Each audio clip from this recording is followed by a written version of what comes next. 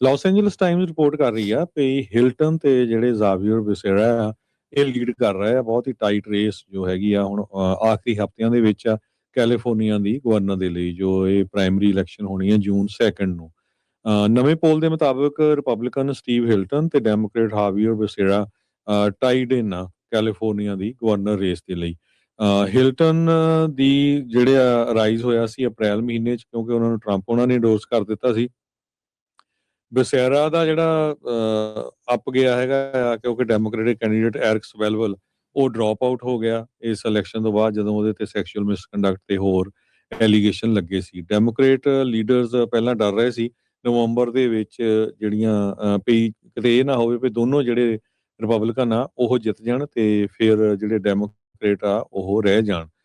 Farmer widen cabinet member ਜਿਹੜੇ ਹਾਵੀਅਰ ਬਸੇਰਾ ਆ top Democrat California governor race ਦੇ ਵਿੱਚ ਇਸ ਟਾਈਮ ਦੇ ਉੱਤੇ ਹੈਗੇ ਆ।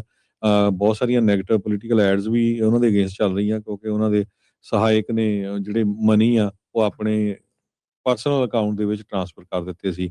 ਬਿਲੀਅਨਰ ਟੌਮ ਸਟੇਅਰ ਜਿਹੜੇ ਡੈਮੋਕ੍ਰੇਟ ਆ ਉਹਨਾਂ ਨੇ ਮਿਲੀਅਨਸ ਆਫ ਡਾਲਰ ਆਪਣੇ ਪੈਸੇ ਵੀ ਖਰਚੇ ਹੈਗੇ ਆ ਟੈਲੀਵਿਜ਼ਨ 에ਅਰਵੇਜ਼ ਦੇ ਉੱਤੇ ਇੰਟਰਨੈਟ ਸੋਸ਼ਲ ਮੀਡੀਆ ਤੇ ਪਰ ਉਹ ਹਜੇ ਵੀ ਥੋੜਾ ਪਿੱਛੇ ਜਾ ਰਹੇ ਹੈਗੇ ਆ।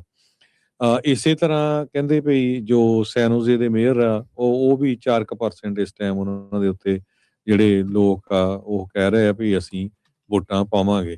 ਸੋ ਦੋ ਮੇਨ ਕੈਂਡੀਡੇਟ ਜਿਹੜੇ ਆ ਇਹ ਆ ਰਿਹਾ ਲਾਸ ਐਂਜਲਸ ਟਾਈਮ ਦੇ ਮੁਤਾਬਕ ਉਹਨਾਂ ਨੇ ਸਰਵੇ ਵੀ ਕੀਤਾ ਹੈਗਾ ਆ 1200 ਤੋਂ ਵੱਧ ਲੋਕਾਂ ਦਾ ਤੇ ਦੇਖਦੇ ਆ ਕੌਣ ਇਸ ਇਲੈਕਸ਼ਨ ਦੇ ਵਿੱਚ ਅੱਗੇ ਆਉਂਦਾ ਹੈ। ਜੀ ਲਾਸ ਐਂਜਲਸ ਟਾਈਮਜ਼ ਰਿਪੋਰਟ ਕਰ ਰਹੀ ਆ ਵੀ ਹਿਲਟਨ ਤੇ ਜਿਹੜੇ ਜ਼ਾਵੀਅਰ ਬਿਸੇਰਾ ਆ ਇਹ ਲੀਡ ਕਰ ਰਹੇ ਆ ਬਹੁਤ ਹੀ ਟਾਈਟ ਰੇਸ ਜੋ ਹੈਗੀ ਆ ਹੁਣ ਆਖਰੀ ਹਫ਼ਤਿਆਂ ਦੇ ਵਿੱਚ ਆ ਕੈਲੀਫੋਰਨੀਆ ਦੀ ਗਵਰਨਰ ਦੇ ਲਈ ਜੋ ਇਹ ਪ੍ਰਾਇਮਰੀ ਇਲੈਕਸ਼ਨ ਹੋਣੀ ਹੈ ਜੂਨ 2 ਨੂੰ। ਨਵੇਂ ਪੋਲ ਦੇ ਮੁਤਾਬਕ ਰਿਪਬਲਿਕਨ ਸਟੀਵ ਹਿਲਟਨ ਤੇ ਡੈਮੋਕ੍ਰੇਟ ਹਾਵੀਅਰ ਬਿਸੇਰਾ ਟਾਈਡ ਇਨ ਆ ਕੈਲੀਫੋਰਨੀਆ ਦੀ ਗਵਰਨਰ ਰੇਸ ਦੇ ਲਈ।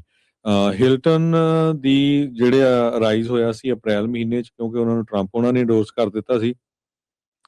ਬਸੇਰਾ ਦਾ ਜਿਹੜਾ ਅੱਪ ਗਿਆ ਹੈਗਾ ਆ ਕਿਉਂਕਿ ਡੈਮੋਕ੍ਰੇਟਿਕ ਕੈਂਡੀਡੇਟ ਐਰਿਕ ਸਵੈਲਵਲ ਉਹ ਡ੍ਰੌਪ ਆਊਟ ਹੋ ਗਿਆ ਇਸ ਇਲੈਕਸ਼ਨ ਤੋਂ ਬਾਅਦ ਜਦੋਂ ਉਹਦੇ ਤੇ ਸੈਕਸ਼ੂਅਲ ਮਿਸਕੰਡਕਟ ਤੇ ਹੋਰ ਐਲੀਗੇਸ਼ਨ ਲੱਗੇ ਸੀ। ਡੈਮੋਕ੍ਰੇਟ ਲੀਡਰਸ ਪਹਿਲਾਂ ਡਰ ਰਹੇ ਸੀ ਨਵੰਬਰ ਦੇ ਵਿੱਚ ਜਿਹੜੀਆਂ ਵੀ ਕਿਤੇ ਇਹ ਨਾ ਹੋਵੇ ਵੀ ਦੋਨੋਂ ਜਿਹੜੇ ਰਿਪਬਲਿਕਨ ਆ ਉਹ ਜਿੱਤ ਜਾਣ ਤੇ ਫਿਰ ਜਿਹੜੇ ਡੈਮੋਕ੍ਰੇਟ ਆ ਉਹ ਰਹਿ ਜਾਣ। ਫਾਰਮਰ ਵਾਈਡਨ ਕੈਬਨਿਟ ਮੈਂਬਰ ਜਿਹੜੇ ਹਾਵੀਅਰ ਬਸੇਰਾ ਆ top Democrat California governor race ਦੇ ਵਿੱਚ ਇਸ ਟਾਈਮ ਦੇ ਉੱਤੇ ਹੈਗੇ ਆ। ਬਹੁਤ ਸਾਰੀਆਂ ਨੈਗੇਟਿਵ ਪੋਲੀਟੀਕਲ ਐਡਸ ਵੀ ਉਹਨਾਂ ਦੇ ਅਗੇਂਸਟ ਚੱਲ ਰਹੀਆਂ ਕਿਉਂਕਿ ਉਹਨਾਂ ਦੇ ਸਹਾਇਕ ਨੇ ਜਿਹੜੇ ਮਨੀ ਆ ਉਹ ਆਪਣੇ ਪਰਸਨਲ ਅਕਾਊਂਟ ਦੇ ਵਿੱਚ ਟ੍ਰਾਂਸਫਰ ਕਰ ਦਿੱਤੇ ਸੀ।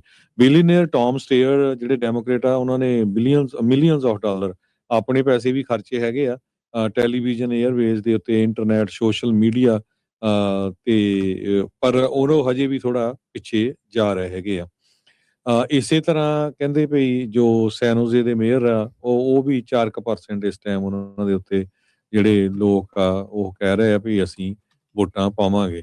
ਸੋ ਦੋ ਮੇਨ ਕੈਂਡੀਡੇਟ ਜਿਹੜੇ ਆ ਇਹ ਆ ਰਿਹਾ ਲਾਸ ਐਂਜਲਸ ਟਾਈਮ ਦੇ ਮੁਤਾਬਕ ਉਹਨਾਂ ਨੇ ਸਰਵੇ ਵੀ ਕੀਤਾ ਹੈਗਾ ਆ 1200 ਤੋਂ ਵੱਧ ਲੋਕਾਂ ਦਾ ਤੇ ਦੇਖਦੇ ਆ ਕੌਣ ਇਸ ਇਲੈਕਸ਼ਨ ਦੇ ਵਿੱਚ ਅੱਗੇ ਆਉਂਦਾ ਹੈ।